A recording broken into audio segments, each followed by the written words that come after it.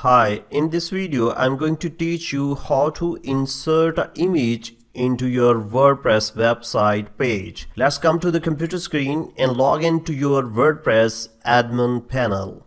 Here you have to select the page or post where you want to insert the picture, and if you want to create the new one, just click a new page.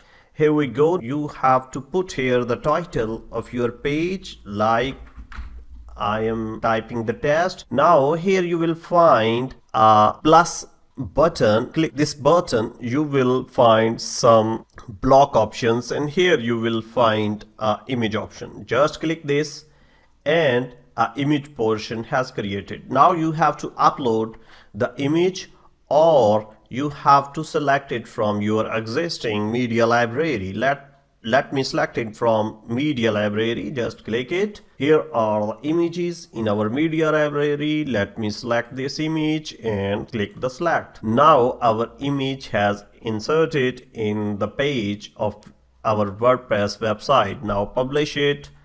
You can preview it before publishing. The job done. Thank you very much for watching this short tutorial. Keep watching the next one.